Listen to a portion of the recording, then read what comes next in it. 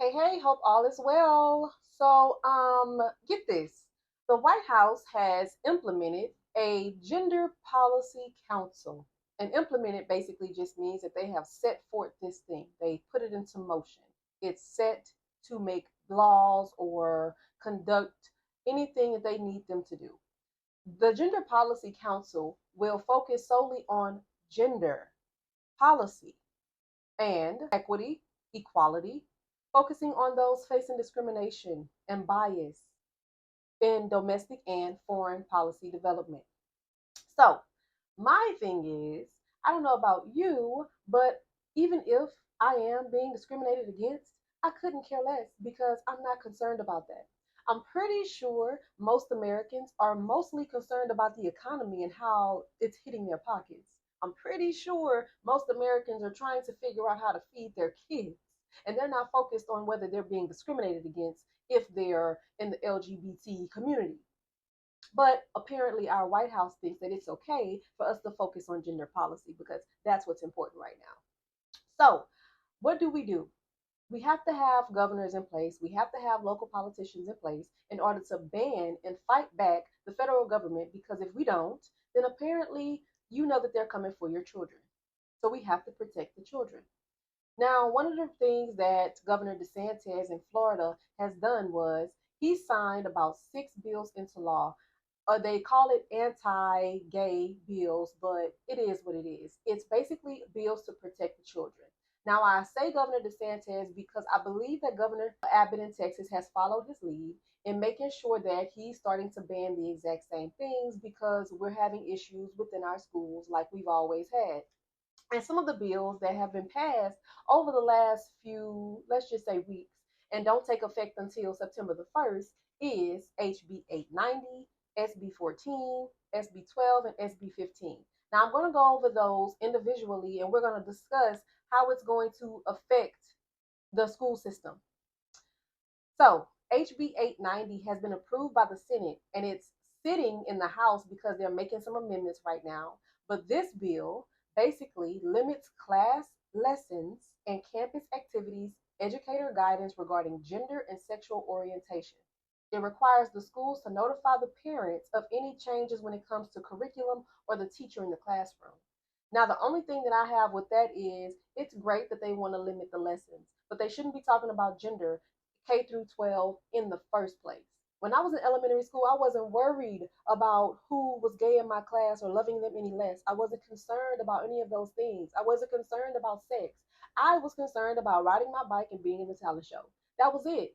So how in the world is it now that all of our focus on is on gender and is on indoctrinating these kids as if they're not being indoctrinated enough by the current outdated curriculum? Now, when we talk about HB 90, it's not been signed yet, but I believe that it will be because it's been so much back and forth between the House and the Senate, and they're making amendments and restrictions on it as we speak. So hopefully, within this special session, the governor will sign it and it'll take effect as well. And I'll keep you guys updated and posted on that. Next, we have SB 14, which prohibits children, procedures, and treatments for gender transitioning, banning all puberty blockers and hormone treatments under the age of 18. So basically, the governor has to sign a bill in order to tell you that you can't take your child to the doctor to go get any type of hormone blockers or treatments done because it's unlawful and it's basically borderline child abuse. All right, I'm 30, right? So I can look back at my early teens, late teens, early 20s, and say that I made some bad decisions. There's some things in my life that I probably wouldn't have done had I known better, right? And those are minor things. Now we're talking about something as major as life altering procedures for kids. And we're saying that the parent is supposed to be responsible for this child. When you are a parent and you have a child, you are the steward for that child. You are supposed to make sure that that child is upright and an upright standing citizen, making sure that they have morals and values and principles and that they stand on a great base foundation. You're responsible for that child. It's not your responsibility to go to the doctor and give your child away to all of these treatments and procedures because the political agenda is being pushed so that you're so woke to where you can't see what's really going on. That's not the way. We have to make sure that if the parent can't make the right decisions, then apparently the state has to step in and do what the state does, which is pass laws to protect the people. The next law or bill is SB 12. It is going to restrict and criminalize explicit performances where children are present. It's going to give the people a $10,000 fine for any business owners who conduct or host any drag shows or drag show readings. Now, I haven't really seen this happen in Texas. I've seen it more so in California and up like in New York. But the fact that we have to pass a bill so that you can't have your 11-year-old in front of a drag queen at a drag show reading at a library is ridiculous to me.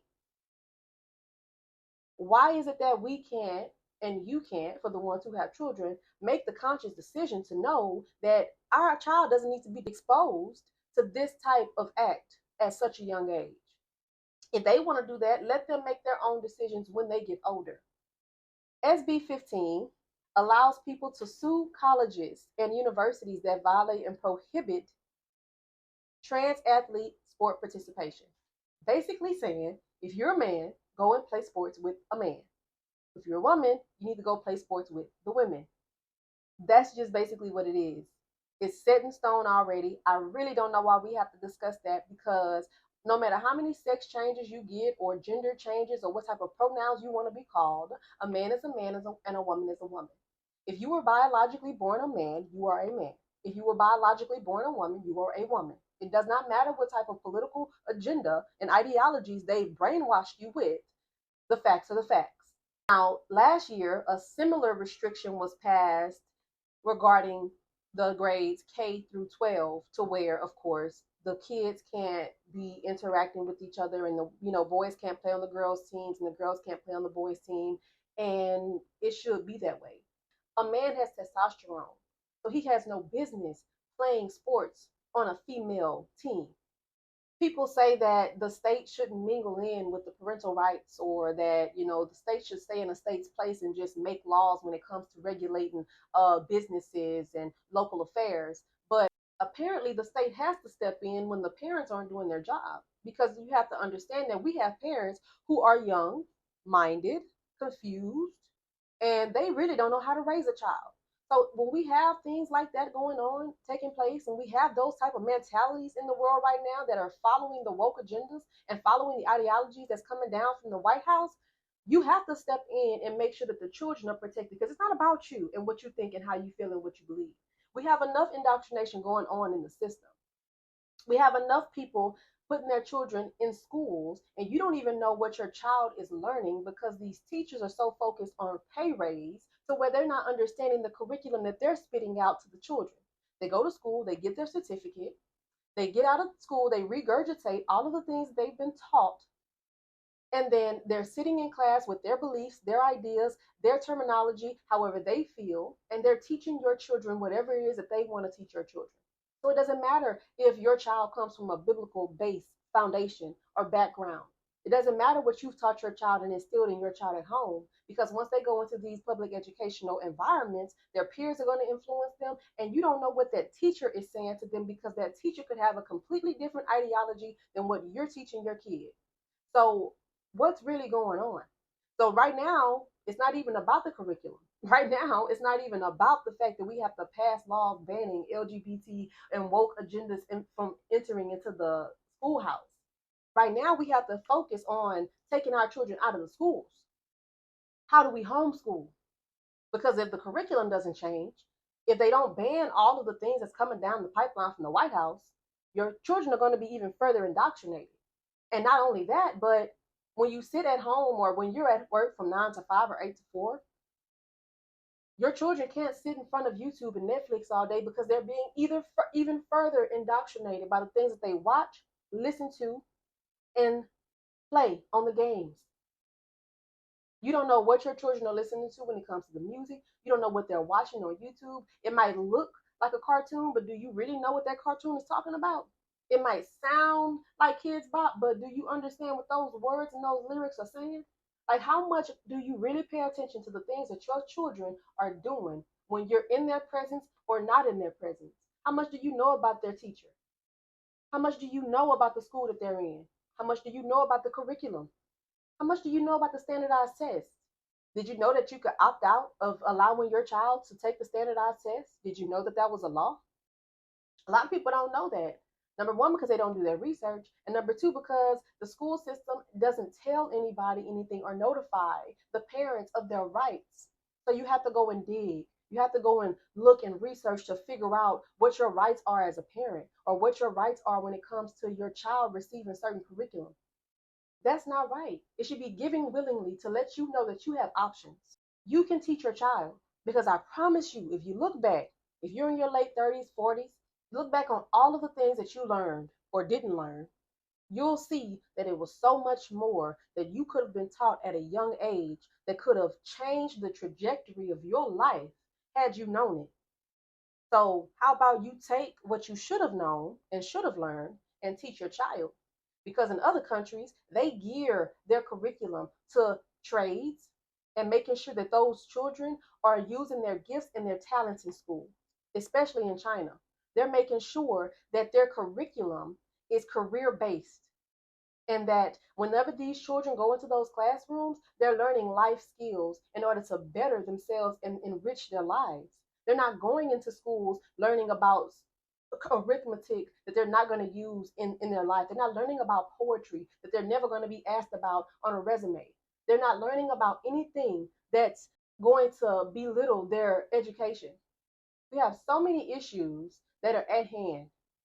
And while the White House is worried about gender policy, you have governors who have to take it into their hands to make sure that they're banning all of the laws that are being passed, to make sure that they are banning anything that tries to come and corrupt the schoolhouse even more, because it's already corrupt. Because once you took God out of the schools, you've seen exactly what's been happening. I understand why the parents are protesting in California and New York and around the United States right now, because they're tired of this pride and LG and woke agenda being pushed on their child. And majority of the teachers who are graduating from these programs, majority of them are in their younger 20s.